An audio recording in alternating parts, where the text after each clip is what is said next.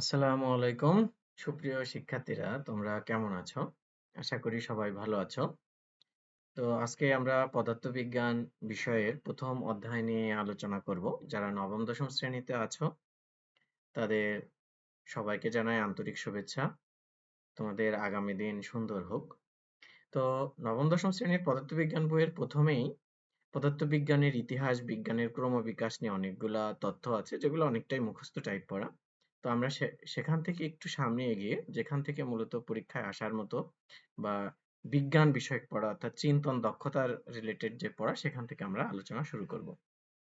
তো প্রথমেই আসি মৌলিক রাশি। তো মৌলিক মানে তোমরা আগেই জানো যে ছোটবেলায় মৌলিক বুঝেছো বা রসায়নে মৌলিক পড়েছো যে যে সকল পদার্থকে বিশ্লেষণ করলে আর কোনো পদার্থ পাওয়া যায় না তাকে মৌলিক পদার্থ বলে। তো মৌলিক রাশি এরকম যে সকল রাশি স্বাধীন বা নিরপেক্ষ অর্থাৎ যে রাশিগুলো অন্য রাশির উপর নির্ভর করে না, অর্থাৎ অন্যান্য রাশি এদের উপর নির্ভর করে তাদেরকে মৌলিক রাশি বলে।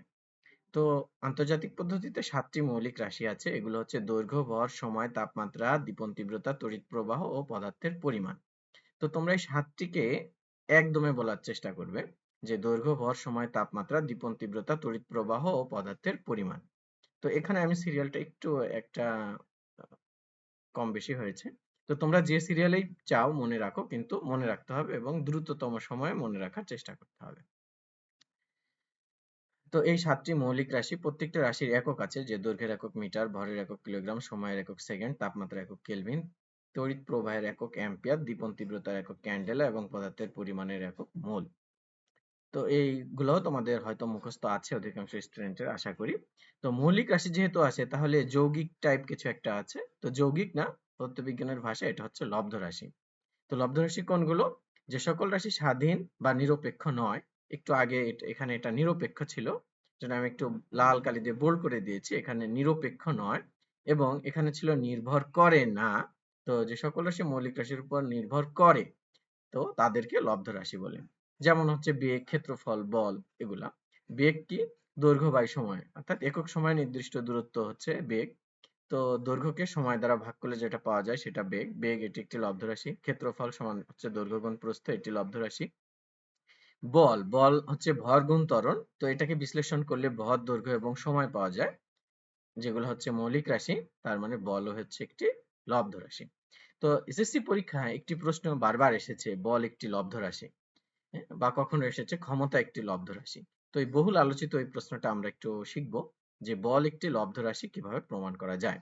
তো যখন এই টাইপ প্রশ্ন আসবে অর্থাৎ অনুধাবনমূলক প্রশ্ন আসবে বা 2 মার্কের প্রশ্ন আসবে, সর্বপ্রথম তোমরা একটি সংজ্ঞাটি লিখে নিবে। অর্থাৎ এখানে বলেছে বল একটি লব্ধ রাশি। লব্ধ রাশির যে সংজ্ঞা এটি আগে লিখে নিবে। তো লব্ধ রাশির সংজ্ঞা লেখা শেষ। তাহলে আমরা জানি বল সমান সমান ভর গুণ ত্বরণ। তো ত্বরণ সমান কি? ত্বরণ সমান হচ্ছে আবার বেগ বাই সময়।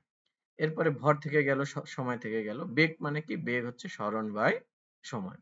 এখন সরণ বাই সময়কে রেখে দিলাম, আর সরণ বাই সময়ের নিচে যে আরো একটি সময় ছিল অর্থাৎ বেগের নিচে যে সময়টি ছিল সেই সময়টি, যেটি বেগের নিচে ভাগ আকারে ছিল, সেটিকে গুণ দিয়ে উল্টিয়ে দিলাম, যার ফলে একটি এক আসলো। সময়ের নিচে মনে মনে এক ধরে নিতে হবে। তাহলে বল হলো ভর গুণ সরণ বাই সময় স্কয়ার। তো এই সমীকরণ থেকে দেখা যাচ্ছে যে বলকে প্রকাশ করতে 3টি মৌলিক রাশি প্রয়োজন। একটা হচ্ছে ভর, একটা হচ্ছে সরণ বা দৈর্ঘ্য। মৌলিক রাশির মধ্যে সরণ নাই, দৈর্ঘ্য আছে, এজন্য আমি দৈর্ঘ্য লিখে দিয়েছি এখানে। আর একটা হচ্ছে সময়। তো এই আলোচনা থেকে আমরা বুঝতে পারলাম যে বল এককভাবে স্বাধীন নয়, এটি একাধিক মৌলিক রাশির সমন্বয়ে গঠিত। এজন্য বল একটি লব্ধ রাশি। তো তোমাদের একটি কাজ দিয়ে দেই, সেই কাজটি হচ্ছে তোমরা ত্বরণ একটি লব্ধ রাশি বা কাজ একটি লব্ধ রাশি বা ক্ষমতা একটি লব্ধ রাশি এরকম একটি লিখে রাখবে। তোমরা চাইলে এই বলটা স্কিপ করে এখান থেকে যে কোনো দুইটা, এখানে 3টি লব্ধ রাশি প্রমাণ করার আছে। তো এখানে আর আমি একটা করে দিয়েছি, মোট 4টি টপিক দিয়েছি তোমাদেরকে লব্ধ রাশির জন্য। এর মধ্যে অন্তত 2টি খাতায় যদি লিখে ফেলো তাহলে তোমাদের লব্ধ রাশি রিলেটেড সমস্যা দূর হয়ে যাবে। এরপরে আসো মাত্রা বা মাত্রা সমীকরণ। আগেকার বইয়ে মাত্রা সমীকরণ লিখতো, বর্তমান বইয়ে মাত্রা লিখেছে। তো পদার্থবিজ্ঞান বইয়ে অধিকাংশ সংজ্ঞায় আসলে বেশ ঘুরিয়ে পেঁচিয়ে দেওয়া। তো এই সংজ্ঞাটি বেশ ভালোভাবে দেওয়া আছে, এজন্য আমি জাস্ট ডাইরেক্ট বই থেকেই কপি করেছি। যে একটি রাশিতে বিভিন্ন মৌলিক রাশির যে সূচক বা পাওয়ারে আছে সেটাকে তার মাত্রা বলে। তো বইয়ের 18 নং পৃষ্ঠা এটি আছে। তো বেগের মাত্রা কি? বেগ হচ্ছে একক সময় নির্দিষ্ট দিকে অতিক্রান্ত দূরত্ব। বেগ একটি, আগামী অধ্যায়ে গেলে বুঝতে পারবে, এটি একটি ভেক্টর রাশি, দিকের কথা একটি গুরুত্বপূর্ণ। তো এই জন্য সরণ লিখতে হবে। বেগ হচ্ছে সরণ বাই সময়। তো তো আমরা এটিকে প্রকাশ করলাম, সরণকে বা দৈর্ঘ্যকে এল দ্বারা প্রকাশ করলাম, সময়কে টি দ্বারা প্রকাশ করলাম, এবং টি যেহেতু নিচে আছে এর পাওয়ারটা হয়ে যাবে মাইনাস, তার মানে বেগকে প্রকাশ করতে হয় এল টি মাইনাস ওয়ান দ্বারা। অর্থাৎ বেগকে আমরা মৌলিক রাশির সূচক বা পাওয়ারে যদি প্রকাশ করতে চাই, তাহলে দৈর্ঘ্য হবে প্লাস সূচকে এবং সময় হবে মাইনাস সূচকে। ঠিক একইভাবে ত্বরণ সমান সমান বেগ বাই সময়, তো বেগ মানে সরণ বাই সময়, এখানে ত্বরণ সমান সমান হচ্ছে সরণ বাই সময় স্কোয়ার, সেখান থেকে ত্বরণের মাত্রা হচ্ছে এল টি মাইনাস ওয়ান। যদি মাত্রা সমীকরণ বলে তাহলে এগুলাকে আসলে থার্ড ব্র্যাকেট দিয়ে লিখতে হয়, আর যদি শুধু মাত্রা বলে তাহলে ব্র্যাকেট অতটা প্রয়োজন নেই। যেমন বলের মাত্রা এফ সমান সমান এম এল টি মাইনাস ওয়ান।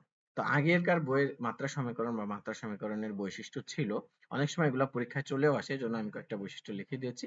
মাত্রা সবসময় সমীকরণ আকারে লিখতে হয়, এটি তৃতীয় বন্ধনী দিয়ে লিখতে হয়। মৌলিক রাশিগুলো নির্দিষ্ট হাতের বড় হাতের অক্ষর দিয়ে প্রকাশ করতে হয়, যেমন ভরকে প্রকাশ করে এম দ্বারা, দৈর্ঘ্যকে প্রকাশ করে এল দ্বারা, সময়কে প্রকাশ করে টি দ্বারা। তো তোমাদের একটি কাজ হচ্ছে, তোমরা এই যে আগে যেটি বলেছিলাম যে এখানে ত্বরণ, কাজ, ক্ষমতা, লব্ধ রাশি, তোমরা একইভাবে এই ত্বরণ, কাজ, ক্ষমতা এগুলার মাত্রাও নির্ণয় করবে। তাহলে আজকে আমরা কি শিখলাম? আমরা শিখলাম হচ্ছে, প্রথমে শিখেছি মৌলিক রাশি এবং লব্ধ রাশি, তারপরে শিখেছি যে বিভিন্ন রাশিকে লব্ধ রাশি কিনা এটা প্রমাণ করা, এবং এরপরে শিখলাম মাত্রা সমীকরণ নির্ণয় করা। তো এসএসসি পরীক্ষা একটি বা বোর্ড, তোমাদের স্কুলের অর্ধবার্ষিক এবং বিভিন্ন ক্লাস টেস্টে বিভিন্ন সময়ে এই লব্ধ রাশি এবং বিভিন্ন রাশির মাত্রা এটা আসতে পারে পরীক্ষায়। তো তোমরা বিভিন্ন রাশির মাত্রা নির্ণয় করা শিখবে। আর তোমরা যদি এই ক্লাসগুলার নোট পিডিএফ আকারে পেতে চাও, তাহলে তোমাদের হোয়াটসঅ্যাপ নাম্বার বা ইমেল অ্যাড্রেস কমেন্ট করে আমাকে জানিও, তাহলে আমি তোমাদেরকে এই পুরা ক্লাসের নোট পিডিএফ আকারে পাঠিয়ে দেবো। তাহলে তোমাদের পড়া অনেক গুছিয়ে যাবে।